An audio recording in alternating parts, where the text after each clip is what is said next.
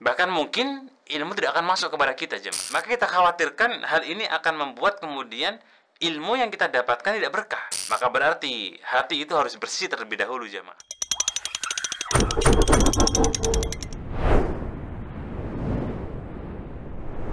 Bismillah. Assalamualaikum warahmatullahi wabarakatuh. Innal hamdalillah nahmaduhu wa nasta'inuhu wa nastaghfiruh. Wa na'udzu billahi min shururi anfusina wa sayyiati a'malina may yahdihillahu fala mudilla lahu wa may yudlil fala hadiya lahu. Amma ba'd. Jemaah sekalian kaum muslimin wal muslimat sahabat MPD dimanapun antum dan antuna berada, arsadana wa arsadakumullah. Alhamdulillah wa syukurillah kita bertemu kembali di majelis ilmu, majelis adab, majelis Raudun min Riyadil Jannah. Kita berharap semoga Allah Azza wa Jalla berikan kepada kita semua kemudahan untuk meniti jalan menuju surga, dan semoga amal ini menjadi amal yang bisa kita banggakan di hadapan Allah Subhanahu wa taala.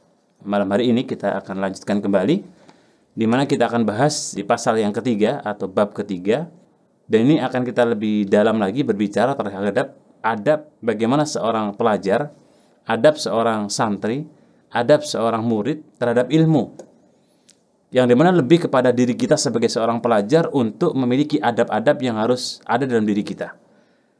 Di mana penulis hafizahullah ta'ala membagi dalam bab masalah ini ada 10 pasal yang insya Allah akan kita coba untuk kaji step by stepnya, per pasalnya, kemudian per judul, yang harapannya benar-benar kita ketika belajar itu punya adab yang baik.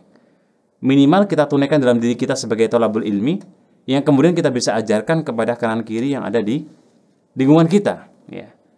Taib, yang pertama adalah adab yang harus dimiliki oleh seorang pelajar, dan sebelum dia belajar, maka hendaknya dia bersihkan semua hatinya dari noda-noda hasad, noda maksiat, noda dengki, noda iri. Semua yang bersifat itu bisa mencederai dan melukai dan bahkan menghilangkan pahala belajar kita, dan tidak akan ada berkahnya ilmu yang kita pelajari di saat hati kita ini belum bersih. Bahkan mungkin ilmu tidak akan masuk kepada kita, jemaah. Ya. Ibaratnya kalau kita menyebut adalah sebuah tanaman, di mana ketika kita menanam sesuatu yang memang itu adalah kita berikan bibit yang tidak baik, ya, juga kemudian wadahnya juga tidak baik, tempatnya juga tidak baik, maka bisa dipastikan maka tanaman yang tumbuh itu tidak baik.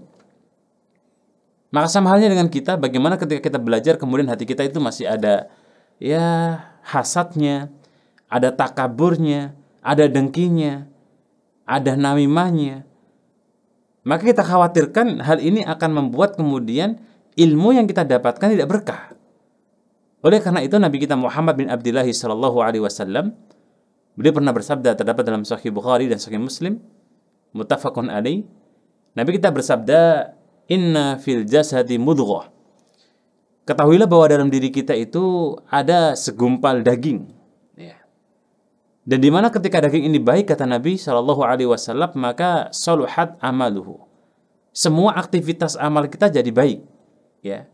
Tetapi kalau kemudian segumpal daging itu rusak atau bermasalah, maka semua aktivitas kita, semua amalia kita menjadi rusak.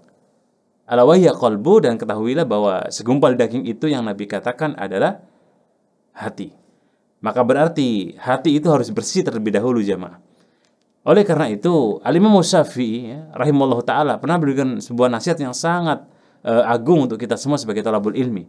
Sebelum kita belajar, cek kembali hati kita, cek kembali bagaimana kemudian kesiapan kita untuk menimba ilmu. Ya, tadi kalau kita bicara secara contoh real bahwa hati itu ketika ada dengki, ada dendam, ada takabur, ya, ada kemudian namimah, ada kemudian sifat yang memang sifatnya itu adalah Allah benci, kemaksiatan saja yang kemudian ada dalam diri kita ketika kita sebagai seorang thalabul ilmi, itu akan menjadi sandungan yang sangat besar dan tidak akan mendapatkan keberkahan ilmu. Apalagi dalam halaqah ilmu yang dimana kita di dalamnya itu ada kedengkian, ada sifat iri, ada hasad, maka ya selamanya ilmu tidak akan berkah. Berbeda pastinya kita belajar ilmu ilmu alat dengan ilmu din, karena ilmu din punya kualitas yang lebih. Adab-adab yang terkait dengan ilmu din itu ya memang harus kita bersihkan dulu ya, hati kita dari semua noda-noda yang ada. Seperti jamaah sekalian, ibaratnya adalah sebuah gelas gitu ya. Kalau gelas itu kemudian bersih, kita isi air putih pun kita akan nikmat meminumnya. Kita kemudian isi, katakanlah kemudian jus, kita pun juga akan nikmat minumnya. Tapi gelasnya itu kalau kemudian kotor, penuh dengan kotoran, penuh dengan mungkin ada ya sesuatu yang berkarat, maka dikasih apapun tidak nyaman dan tidak enak untuk kita minum. Dan itulah gambaran kurang lebihnya. Sebelum kita belajar, kita benahi hati kita dulu, kita bersihkan hati kita dulu dari semua noda-noda yang ada. Semoga bermanfaat. Wallahu a'lam bishawab. Aku qouli hadza. Assalamualaikum warahmatullahi taala wabarakatuh.